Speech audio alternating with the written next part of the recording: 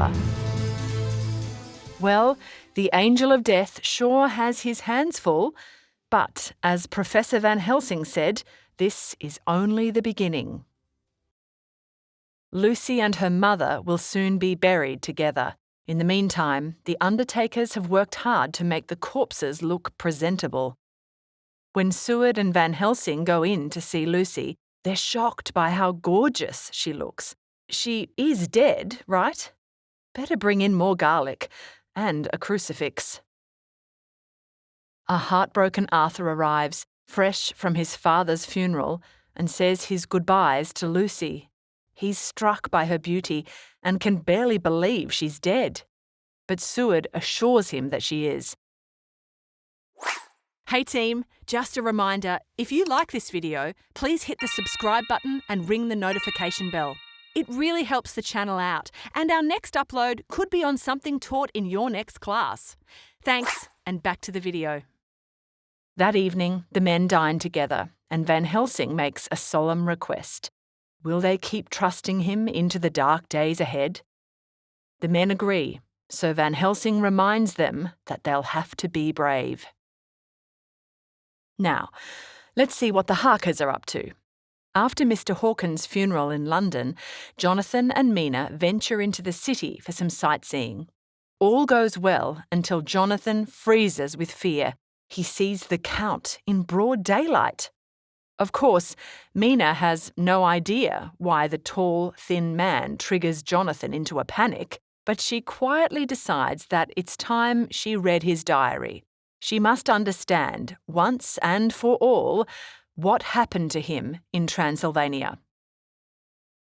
When they arrive home, Mina receives the terrible news of Lucy's death and her funeral that day. This comes via a telegram from Van Helsing, who's still a stranger to Mina. Back in the world of Dr. Seward, Lucy's funeral is a harrowing ordeal. What's worse, Van Helsing has a bizarre fit of hysterics afterwards, laughing and crying in turns. Get a grip, Professor!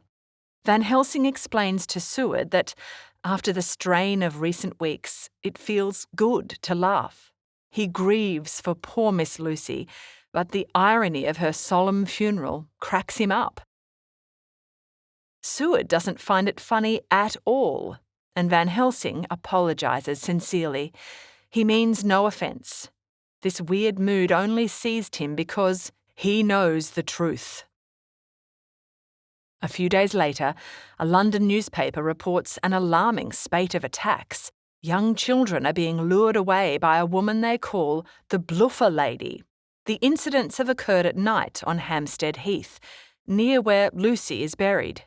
No one has died, but the kiddies are being found with nasty bite marks on their necks. Back at the Harker residence, Mina breaks the seal on Jonathan's journal and reads it.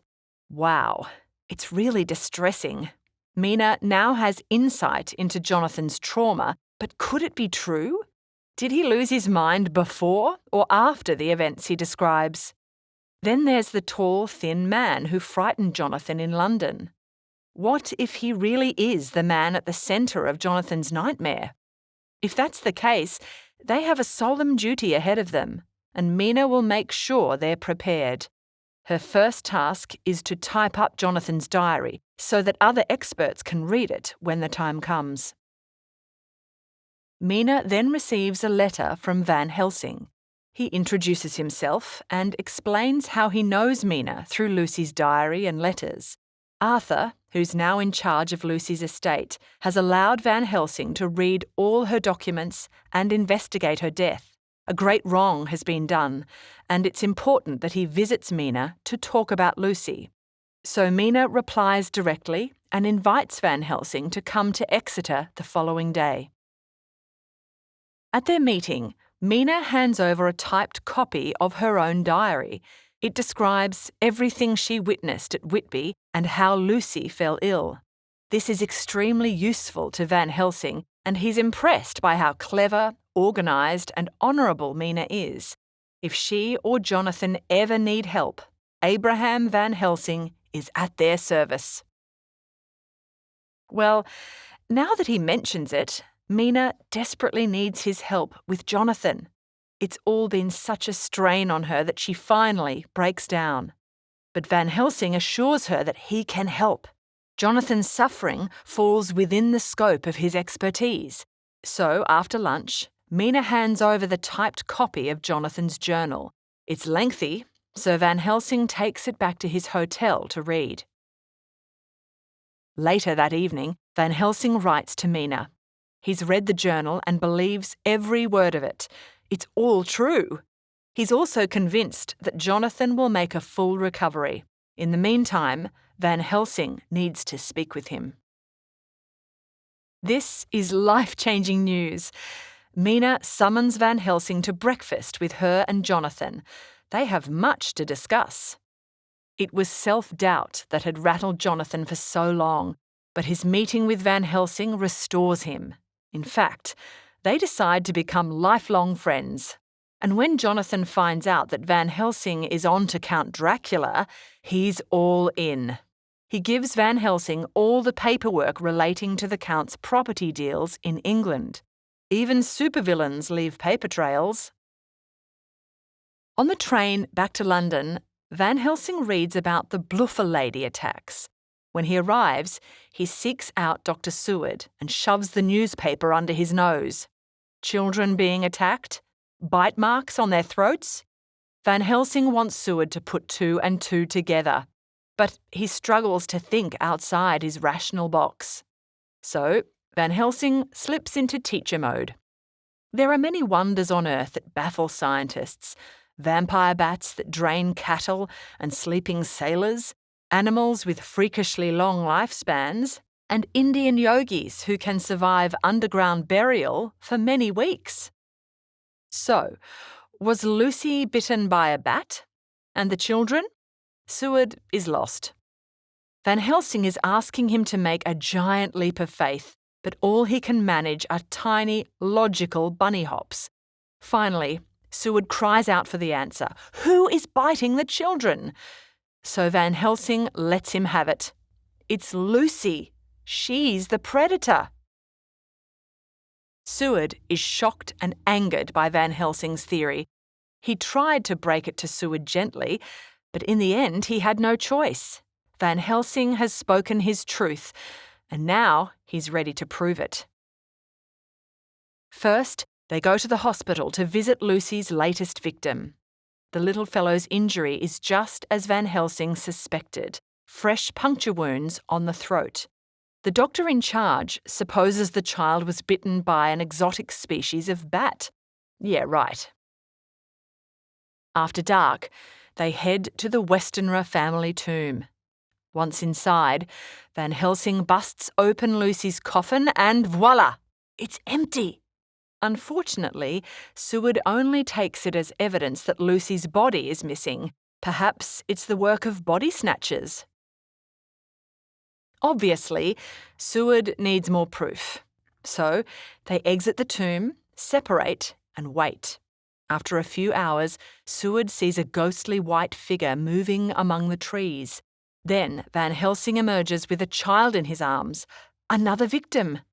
Luckily, he's uninjured. But Seward takes this as evidence that Lucy isn't biting the children.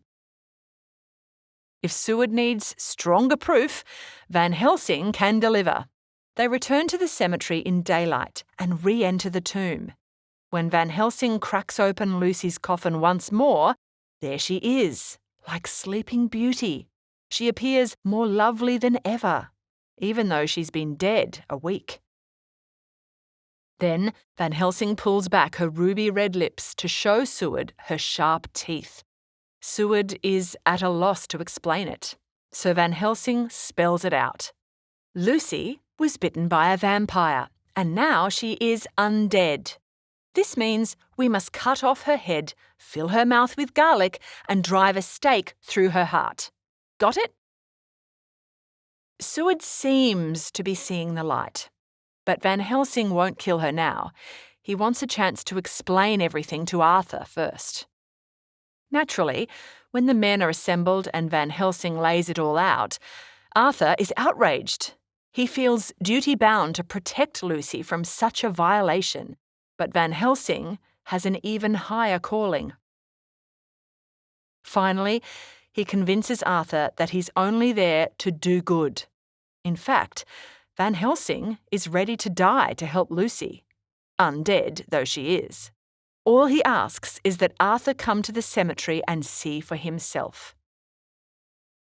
So, that very night, the four men venture into Lucy's tomb. And just like before, Van Helsing opens the coffin and finds it empty. Quincy and Arthur are aghast, but they ain't seen nothing yet. Van Helsing leads them all back outside, locks the tomb door, and seals it with chunks of holy, sacramental bread. Then they wait.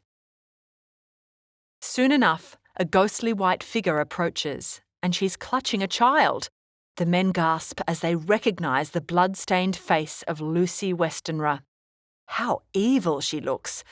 When the four men step out and confront her, she hisses and throws the child down like a rag doll. Lucy seems to recognise the men, and she beckons to Arthur in a sensual way. Entranced, he opens his arms to her, but Van Helsing jumps between them, brandishing a crucifix. Lucy recoils and makes a dash for the tomb door, but is repelled by the holy bread in its crevices. This enrages her, and the men get a good long look at the monstrous, undead thing. While the angry vamp is caught between the door and the crucifix, Van Helsing asks Arthur again, may he proceed with his work? This time, there's no doubt. Carry on, Professor. With this, Van Helsing removes the bread from the door, and Lucy melts through it to re-enter her lair. Did you see that? Finally, they place the injured child in the path of a patrolling policeman and head home to rest. The following afternoon, they return to Lucy's tomb with a grim purpose. As she lay there like Sleeping Beauty, Van Helsing explains why they need to kill her. She is the immortal undead. She is Nosferatu. They must stop her before she infects more people with her vampire's curse. If they kill Lucy now, they can save her soul from eternal damnation and heal those she's already bitten. Who will do it? They all look to Arthur. So Arthur steps forward, takes the stake and hammer from Van Helsing, and whack, straight into her heart. Lucy shrieks, convulses and gnashes her teeth. Blood spurts everywhere. And as brave Arthur strikes his deadly blows, the other men recite prayers for the dead. Wow, what a scene! Once it's over, Lucy's face regains its original sweetness, and Arthur says a proper, final farewell. Peace at last. When Arthur and Quincy step out, Seward and Van Helsing finish the job. They saw off Lucy's head, fill her mouth with garlic, and seal up her coffin. It's such a relief to re-enter the sunshine and fresh air, and the men feel a great weight lifted off their shoulders. But Van Helsing reminds them this is only the first step in an epic journey. They must find the one who did this to Lucy and end him. It will be a dangerous quest, but it is their duty as believers. Will they follow Van Helsing to the bitter end? You betcha. The team will meet again 2 nights from now and be joined by the Harkers.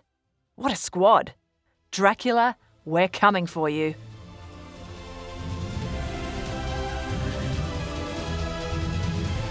We hope you enjoyed this Schooling Online production. For more easy lessons, check out our other videos.